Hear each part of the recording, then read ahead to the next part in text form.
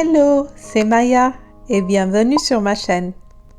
Aujourd'hui, nous allons voyager ensemble au sous-continent indien pour préparer un biryani. Le biryani est un plat festif à base de couches de riz, de viande et de légumes sautés. Il est originaire du sous-continent indien, c'est-à-dire la zone qui comprend l'Inde, le Pakistan, Bangladesh, le Népal, etc. Et il en existe plusieurs variétés. Il y en a au poulet, à la viande et à la crevette. Pour la recette d'aujourd'hui, j'ai choisi de partager avec vous le biryani à la crevette. Je commence par préparer la marinade des crevettes. Pour ce faire, j'ai besoin d'un yaourt nature, du jus d'un demi-citron, d'un mélange masala que vous trouverez dans les commerces, du piment séché ou de la paprika, de la coriandre en poudre, du curcuma, du cumin, du sel et du poivre. J'ajoute l'huile d'olive, puis je mélange. Puis j'ajoute les crevettes qui ont été déjà lavées et nettoyées.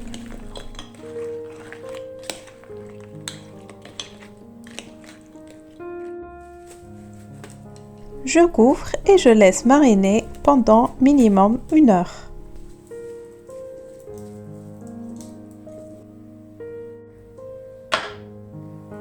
Je commence maintenant la préparation des oignons frits qui sont la base du biryani.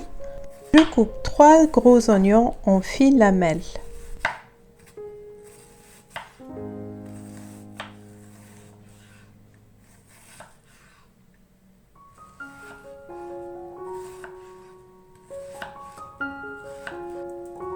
Je les mets dans une casserole et j'ajoute l'huile.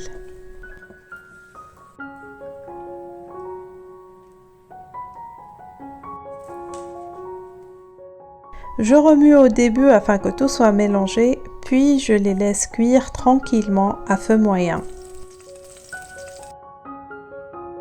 Il faut surveiller de temps à autre afin que les oignons ne burnissent pas. Vous savez que c'est prêt quand toute l'eau soit évaporée.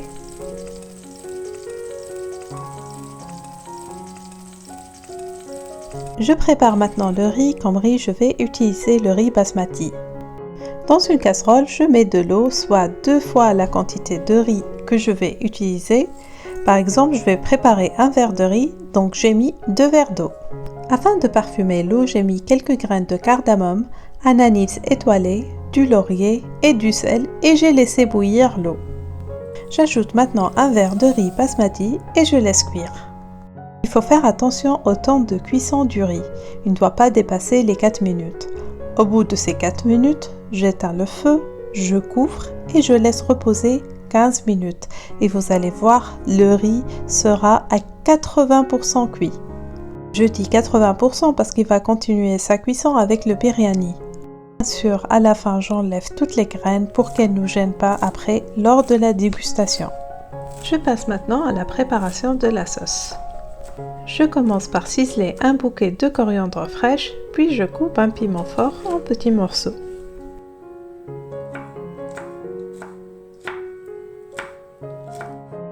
J'ai aussi ajouté un piment entier qui est extrêmement piquant.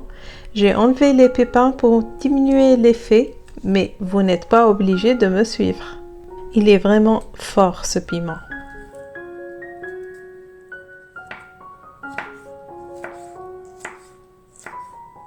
Je commence maintenant la préparation de la sauce. Je fais revenir à feu doux du laurier, du cardamome, des graines de cumin dans de l'huile d'olive afin de parfumer l'huile. J'insiste sur le fait de diminuer le feu dans cette étape afin d'éviter l'oxydation des épices, ce qui les rend toxiques.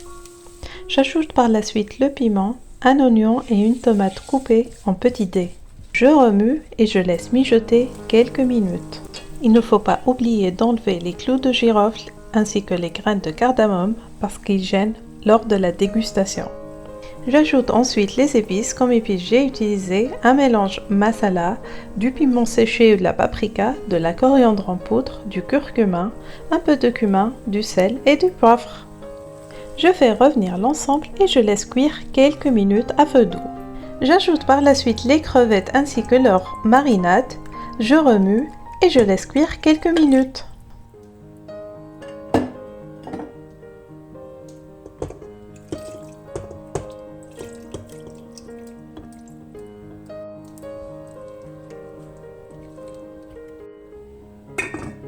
Après environ 5 minutes, je récupère la sauce et je commence le montage du biryani.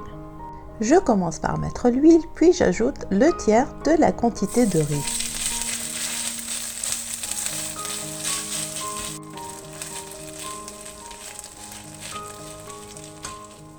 Je mets les crevettes par-dessus. J'essaye de bien les disperser sur toute la surface du riz. J'ajoute par la suite de la coriandre fraîche, un peu de menthe fraîche aussi et les oignons frits.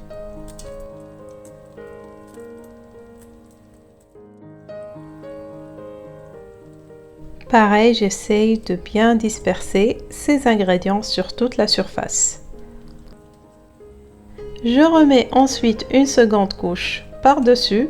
J'ajoute ce qui me reste de la sauce et je fais la même chose que la première couche.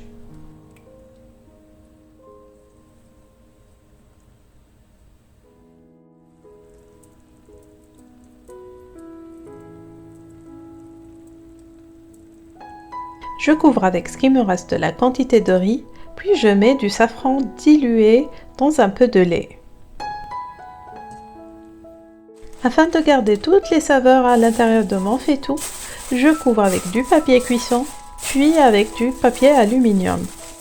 Vous savez, il faut éviter de mettre le papier aluminium en contact direct avec la nourriture à haute température, parce qu'il risque d'être nocif pour la santé.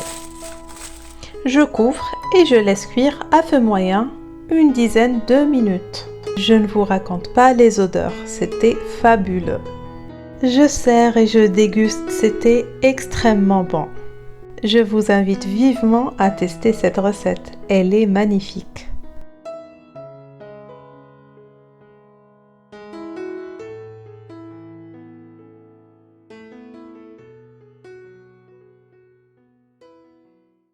La vidéo d'aujourd'hui touche à sa fin, j'espère qu'elle vous a plu et que vous avez aimé la recette proposée aujourd'hui.